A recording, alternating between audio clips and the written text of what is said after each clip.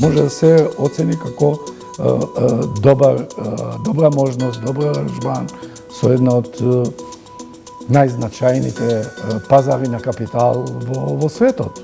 Тамо вели до 85% извозните компоненти од аранжманите ќе би требало да бидат од Велика Британија.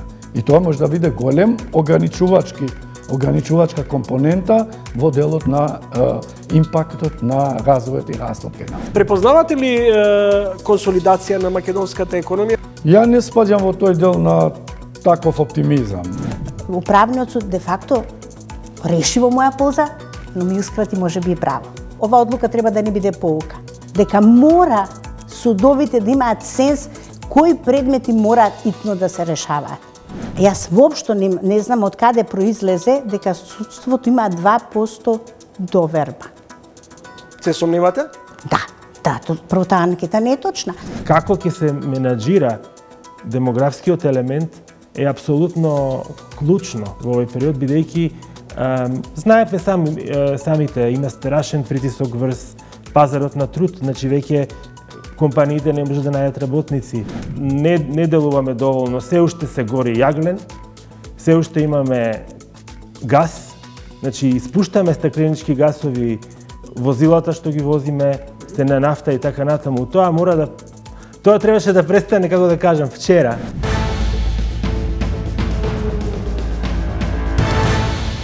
Подпишан еуфорично најавениот финансиски договор со Велика Британија во рамките на стратешкото партнерство. Вкупниот кредитен аранжман околу 6 милиарди евра во наредните 5 години, што сукцесивно би се повлекувале за инфраструктурни проекти, модерна пруга кон Солун, болници, студентски домови, како и ноу-хау и вештини во модерните технологии. Веќе стана пракса академик Абдулменав Беџети во тренинг да ги проценува домашните и светските економски и финансиски движења. Добре дојдовте во емисијата. Благодарам. Академик Беџети, од каде се добиваат парите? Од владата во Лондон и нејзините инструменти за извоз или некои нејзини институционални или приватни фондови? Дали помалку не ви остава сомнеш целиот овој аранжман? Најверојатно, бидејќи беше спомнат финансискиот инструмент УКЕФ, кој што е на некој начин United Kingdom Export Financing, е инструмент кој што го произведува владината агенција за поддршка на извозот на Велика Британија. Во соработка со други и комерцијални банки. Тие имаат обично и комерцијална банка со која тоа е лидерска банка HSBC во Англија, со која соработуваат, но во главном, како што беше кажано и токму така е, се работи за влада со влада, односно владина агенција, тоа представува влада со влада договор, рамковен, стратешки за капитални инвестиции во инфраструктура и не само, затоа што најверојатно ќе има и некоја компонента за техничка поддршка, за изградба на капацитети, на управување со проекти, бидејќи ние тука знаеме дека ние слаба тачка, така да генерално воопшто, ако се гледа како земји кои што соработуваат со овие аранжмани, со овие инструменти, во вебсајтот на УКЕФ ќе најдете негде 65 држави, од кои од Западен Балкан се само Србија, Бугарија и Хрватска, ако може да се каже. Инаку таму имате и Кина и Русија, со кои знаеме дека Европа има санкции, поготово Обединетото кралство, но не е земјата Македонија во таа листа. И зачудувачки е тоа, најверојатно не е апдейтирано вебсајтот, што значи дека ќе биде внесено, со ова ќе биде внесено и Македонија во тој дел, што на некој начин дава еден сигнал за сигурноста, безбедноста во земјата. Така да од ова гледна точка, генерално општо, без да се опуштиме во анализа на другите компоненти, најважни компоненти кои што се рок за враќање, каматна стапка, другите услови, начинот до кој степен ќе може да се бидат ангажирани локални компоненти и компании во такви инфраструктурни проекти, генерално во однос на целина, како што кажав, може да се оцени како добра можност, добар аранжман со една од најзначајните пазари на капитал во светот. Иако веднаш беше демонтирано дека компензација за овој договор со Велика Британија било камп за прием на бегалци, но индикативна е првата средба на македонската делегација со Министерката за гранична безбедност и азил. Може ли во ваков договор, евентуален договор за прием на бегалци да биде соевидна компензација, иако подсетувам и потенцирам дека владата стриктно демонтира дека таков договор има? Не верувам дека може да биде измешана тие компоненти од таа гледна точка, некој градење кампа, нели, од стилот како што имаме случајот со Република Албанија и Италија, но најверојатно некои елементи може да имат, меѓутоа не може да се вклопуваат во ваков тип на аранжман. Знаете, ова е комплексен инструмент во финансиските деривати на САД, кој што е на некој начин со владина гаранција, со владина институција, така да може да се каже, тоа е институционален договор со институциите на Велика Британија, во кој не би рекол дека и би имало компензација, да кажем, и вакви услуги. Меѓутоа, академик Беџети, мора да признаеме дека станува збор за голема сума на средства. Што е она што, например, кај Велика Британија било пресудно за да се одлучи да ни подаде рака и да Знаете, да го одврзе кесето и да рече, еве, подготвени сме да ви поддржиме. Тоа на некој начин се гарантира за одреден временски период, дека ќе биде реализирана за 5 години. Тие 6 милиарди евра или 5 милиарди британски фунти. Но како и да е, првиот сериозен проект е проектот на железница во коридорот 10, Табановце-Гевгелија, за која се предвидува и цела нова траса, но и целосна реконструкција на постојната. Се поставуваат прашања дали во ваков капацитет на размена на стоки и услуги има потреба да се утилизира дури и втора траса, отколку една постои која што треба да се модернизира во секој случај. Прашање е тоа, треба да се прави анализа, длабока анализа, да се вреднува и да се оценува ризикот на ваквиот договор во однос на капацитетот за изведување и завршување на овие проекти, затоа што, знаете, емпириски е докажано кај нас дека имаме дури децениски проекти кои што никако не можеме да ги тераме напред. Некој од типот на пруга Куманове-Белјаковце, кој што 30 години, а некој дури и од Кичево, автопатот Кичево-Охрид. Така да, од оваа гледна точка мора да се прави целокупна анализа на ризикот, што ќе сноси евентуално задоснување на реализација на овие проекти. Инаку да подвлечеме, дури во нивните вебсайт на агенцијата што ја спомнав, тамо вели до 85% извозните компоненти од аранжманите ќе би требало да бидат од Велика Британија. Ова е компонента доста ризична, бидејќи не ограничува. Ја не верувам дека ќе оди до тој плафон. Најверојатно ќе се преговара за тоа биде многу пониско, затоа што тоа е највисоко, меѓутоа тие ќе претендираат на тоа. Чим го објавуваат тоа како критер, што значи дека тоа елементите, инпутите на тие проекти би требало да бидат извозна компонента на Велика Британија. И тоа може да биде голем ограничувачка компонента во делот на импактот на развојот и растот кај нас. Ке може ли да ги сервисираме од платите? Дали формулата ќе се зголеми GDP-то, а ќе се намали учеството на надворешниот долг и може да биде своевидна обид да се релативизира целата? Да, ние обично велиме во однос на динамиката на растот на бруто домашниот производ и динамиката на растот на долгот треба да се гледат. Ако ние, например, продолжуваме, успеваме да задржиме раст помеѓу 3,5 до 4, која е интенција и која според долгорочната национална стратегија за раст, што сум скептичен во тој дел, барем не просечно на долг рок, тогаш најверојатно има тука и фискален ризик, да не речам и солвентен ризик во однос на ликвидноста на реализација на обврските кога ќе втасуваат. Но тоа што е охрабрувачки тука е подвлекувањето дека нема авансно плаќање, дека наведувањето дека ова ќе биде аранжман на заем, речиси со најповолни услови од сите досегашни, барем така беа изнесувањата на подпредседателот на владата господинот Николовски, кој што денеска го потпишува или треба да го потпише овај стратешки договор, и дека каматите дури може да бидат под ниво на инфлација. Овие се ептен, оптимистички, да даде Господ тоа така да биде, меѓутоа малку сум скептичен дека може во вакви услови на цените на парите на пазарот на капитал било каде се многу повисоки отколку ова што се најавува. Ќе бидеме ли солвентни да ги отплаќаме досегашните старите долгови, а при тоа да се задолжуваме и натаму? Не, секако тоа ќе зависи, реков, од динамичката стапка на растот.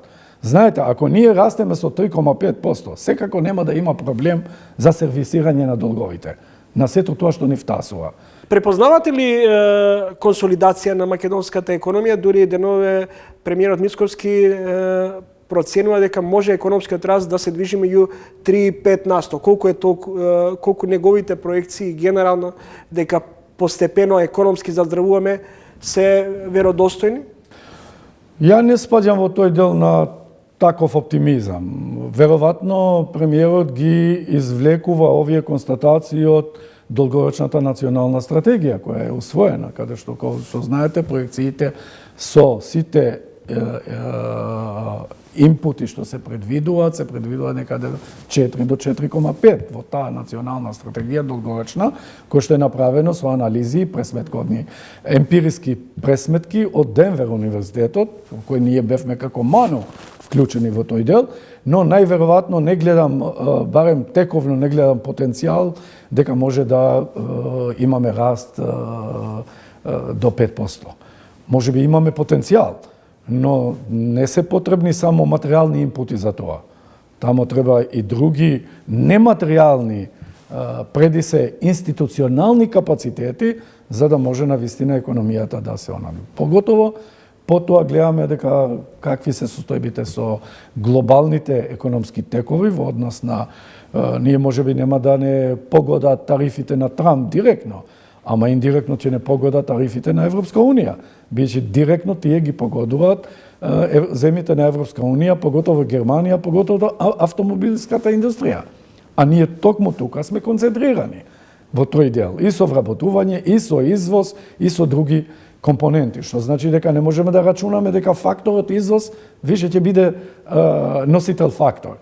Ние пак ќе останеме во делот на внатрешната потрошувачка и владината потрошувачка, ако биде таа капитална и ефектуирана, утилизирана како што треба, тие два фактори да бидат носители на растот во нашата економија. Во една студија на Фискалниот совет, каде што и вие партиципирате, се наведува во време на економски пораст даночната политика треба да создава вишоци, а не буџетски дефицит. Понатаму сугерирате, цитирам, капиталните проекти треба да бидат приоритет наместо социјалните трансфери, но буџетските расходи да бидат во согласност со очекуваниот пораст на бруто општественото да, токму така е. Тоа е од причина што анализите наши покажуваат кои се состојбите. Свесни сме ние дека не може тоа на краток рок, на една година, две да се постигне. Тоа е лесно да се пишува, да бидам реален, но не е толку лесно за постигнување реализација, затоа што вие не можете да ги одложите или да ги заобиколувате социјалните трансфери кои што се законска обврска по некој основ. Така да тие не би требало да растат понатака или не би требало да бидат неефикасно алоцирани, барем од таа гледна точка. Трајко Славевски доаѓа на местото на Анита Бежовска. Каква е улогата и влијанието на монетарната политика во овој дел и колку може да сметаме оно на што се залага владата и председателката, а тоа е да се одржи стабилноста на денарот во вакви околности на непредвидлива светска и политичка светски политички движења. Да, основната функција на Народна банка, со тоа и одговорноста на гувернерот, користам прилика прво на професор Трајко Славевски јавно да му честитам, со него се работуваме 30 години и мислам дека е личност со интегритет и во однос на компетитивноста негова и професионалноста не станува дилема дека е прав човек за тоа. Сите други аспекти се за очекување. Никој не очекува дека може да се доведе во прашање макроекономската стабилност во земјата, затоа што таа е веќе, речиси, 30 години е поставена. Значи, ние од 96-та година, значи скоро ќе правиме 3 декади, во кои што не сме имале некоја, да речем, значително нарушена макроекономска стабилност во државата, освен во некакви ситуации на кризни времиња од типот као што беше, нели, со инфлацијата, нарушеното зинџирот на набавки и така натаму. Меѓутоа, во секој случај тоа беше увезена инфлација, која што сега се претвара во домашна инфлација. Но во таа гледна точка, мислам дека Народната банка ја има клучната улога, бидејќи мандаторна одговорност на банката е токму зачувување на општото ниво на цените, тоест ниска ниво на инфлација. Ова е кондите sine qua non, предуслов, за да се влезе во поддршка на растот. Потоа доаѓа кредитно-монетарната политика и другите мерки, кои што обичаено велиме микс на мерки или мешани мерки во однос на фискални и монетарни политики. Ако има координација, комуникација, соработка многу тесна на овие две институции, тоест владата представено преку Министерството за финансии, сега и Фискалниот совет, и од една страна и Народната банка од друга страна, за да можат благовремено да се комбинираат политиките каде ќе биде таа точка на, би рекол ја, оптимална позиција на комбинирање на овие услови. Затоа што на овие политики? Затоа што има неколку точки каде што може да стане рамнотежа. Но ако имаме рестриктивни монетарни политики, зададено преко импонирање на експанзивни фискални политики, тоа е голем ризик затоа што тоа ќе доведе до покачување на каматната стапка. А покачување на каматната стапка, есконтна, мислам, базична, во секој случај редуцира не само инвестиции, туку и потрошувачка. Академик Беџети, може ли да се сопрат банкарските давачки за секундарните услуги на бизнис заедницата, па и на граѓаните кои се почесто се жалат на услугите на банките? Ова вие начинавте многу чувствително прашање, а што е со голем интерес за публиката, односно за јавноста, на сите. Значи и као поединци, бидејќи сите се на некој начин затечени. Засегнати и затечени со такви перманентни состојби, меѓутоа таму има одредени ограничувања. Во секој случај не може директно да се тие провизии, ние ги нарекуваме, нели, наплата на дополнителни провизии во однос на трансакции, во однос на други трансакцијски мерки што ги прават комерцијалните банки, но не мислам дека може да се навлегува длабоко во нарушување на тие состојби. Но секако мора да се плафонираат, односно да се прави сет, дизајнира сет на мерки во кои што постепено ќе треба да се оптимизираат тие провизии. Имаме во некои, да речам, трансакции енормно високи провизии, што на некој начин индиректно ги погаѓа и граѓаните и компаниите, односно економските агенти. Економско заздравување дома без европска интеграција. Можна ли е? Можна ли е такво сценарио? Многу тешко, Гораст. Затоа што ние знаеме дека сме мала економија, лимитирани ресурси и многу отворена.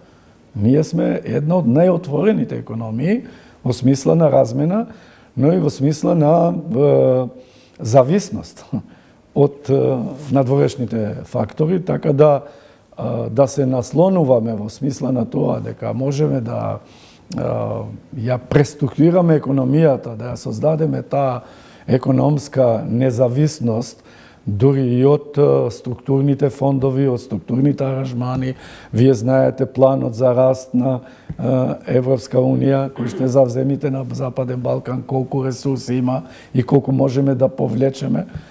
Таму се 6 милиарди за земите на Западен Балкан во наредните години. Има други структурни фондови од типот на ИПА фондови, меѓугранична соработка, кои што на некој начин влечеме добри ресурси и да мислиме дека можеме изолирано да функционираме, мислам дека е илузија. Значи, и не гледаме која алтернатива. Освен на краток рок, ние може да се залагаме дека еве ќе издржиме одреден временски период за да потиснеме во секој случај другите да не ослободуваат од тамо кај што не закачиле во овие процеси и не замрзнале, но мислам дека додуше и властите и структурите секој пат декларативно барем изјавуваат дека нема алтернатива за членување во Европска Унија, така да сите економски и не само економски, општо општествените состојби покажуваат дека сите земји кои се зачленети во Европска Унија добивале огромна поддршка и го подобриле нивниот стандард на животот. Благодарам за гостувањето. Беше драго. Академик Абдулменав Беџети, гостин во емисијата Трилинг, еве што ќе гледате во продолжение.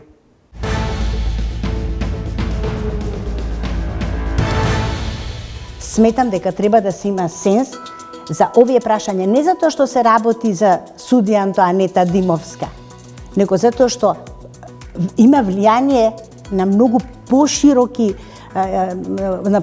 случувања во општеството. Имате предмети кривични во кои сите се седнати во судница. Судијата, поротниците, адвокатите се од затворите, ние не можеме да го спроведеме обвинетиот. Немаме спроводници, немаме возило.